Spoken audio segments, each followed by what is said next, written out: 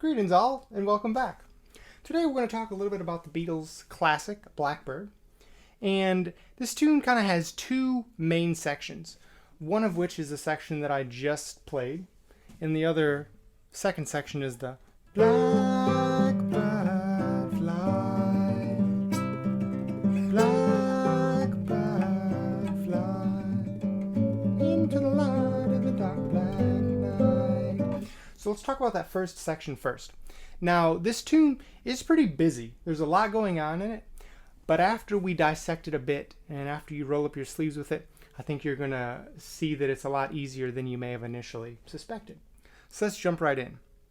Now, we'll see in this first measure, really in the whole tune, we kind of have a repeated note, a drone note that happens over and over again, and it's an open string. And if we look at the page, it happens to be that open third string. So if we look at this first measure here, we see that we have,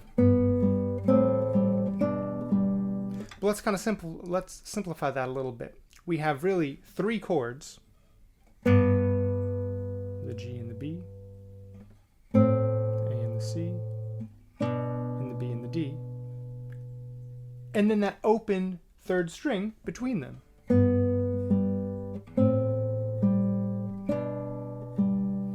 So what I like to do with this hand is I'll reserve that index finger for that third string. So I'm using my thumb in my middle for those kind of outer notes of the chord, and then the index for that open third string. Same thing for the second chord and the third chord. All even eighth notes.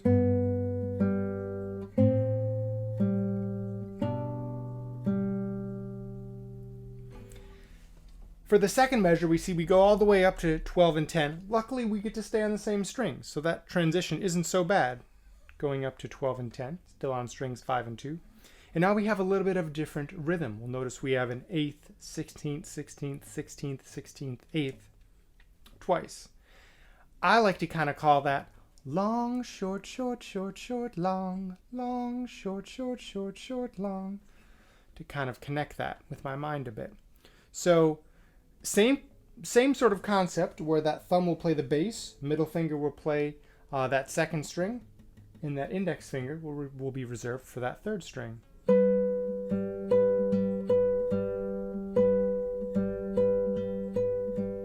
And any sort of device that you can say to yourself would be great.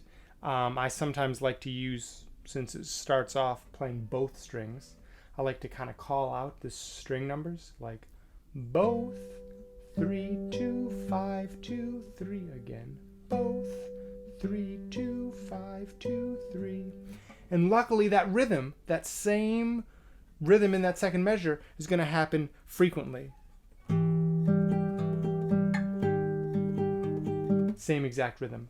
Both, 3, 2, 5, 2, 3. Both, 3, 2, 5, 2, 3. So keep those fingers very consistent. Use the same fingers every time, like we said, thumb for the bass, middle for the high string, and that index finger for that third string drone. So there we go with the first two measures.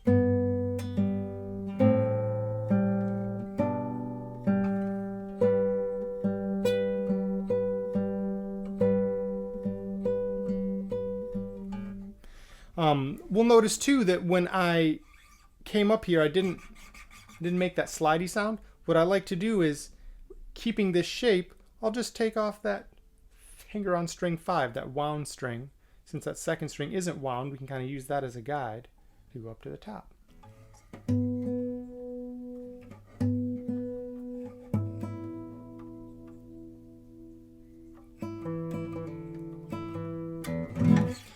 Now, so that happens twice. And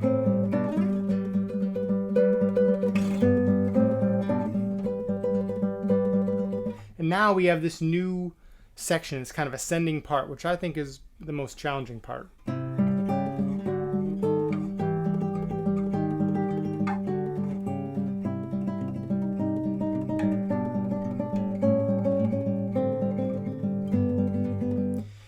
And what we're going to do here, we could kind of think of these as all separate chords, and that works. There are several ways to play this.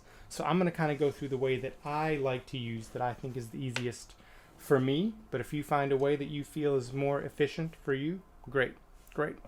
So as we notice, we have this kind of ascending bass line. 3, 4, 5, 6, 7. And if I kind of... So what we can do is keep that middle finger on string number 5. And that way, when we have, say, the first chord, this 3 and 5, the pinky can play that 5. For that next chord, that's a 4 on the 5th string, a 3 on the 1st string, that middle finger can stay on string 5, and now the index comes around to the 1st string. Next transition, same thing. Middle finger comes up, pinky comes to that 2nd string. Middle finger again. And again. So we just kind of traded pinky, or middle and pinky, middle and index, middle and pinky, middle and index, middle and pinky. And then same thing descending. Middle finger stays.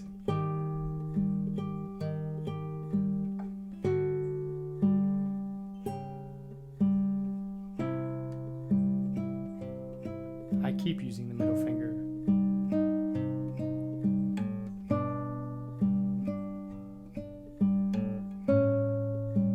Finally, it's abandoned.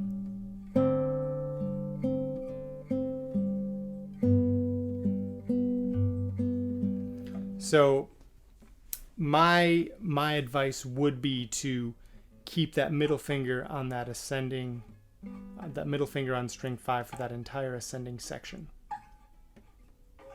And do it really, really slow. Again, when you're practicing, take just 2 chords at a time and drill those chords.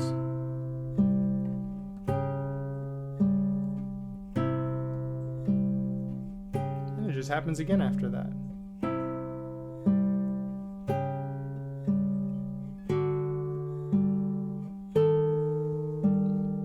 For the next section, I kind of treat it as the same sort of concept, to where we have this 10 and 8.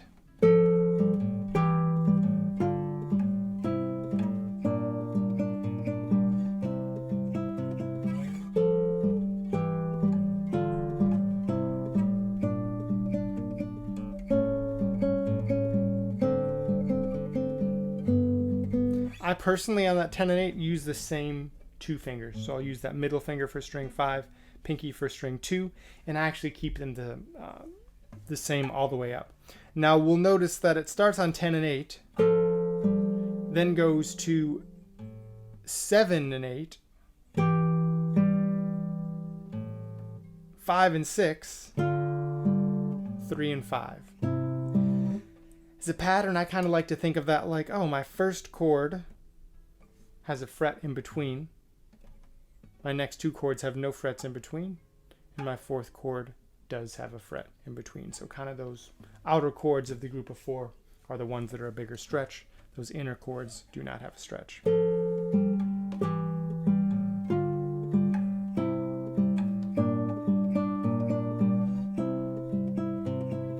all this through the way, we're using that either straight even eighth notes or long, short, short, short, short, long, long, short, short, short, short, long. That's basically all of the material. There is a lot of repetition. There are a few measures that you'll notice in the page that are a little bit different, but hardly. We use the same shapes for all of these, and that, what we just went through, is the entire tune, basically. So with that said, for the ending,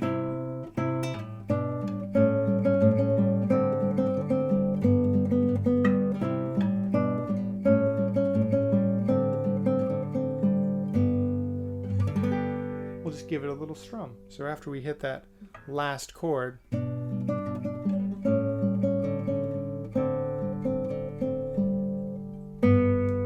and 2, and then as that continues to ring, pinky comes down on that first string.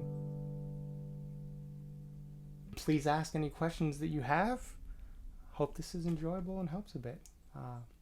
Hope to see you next time. Cheers.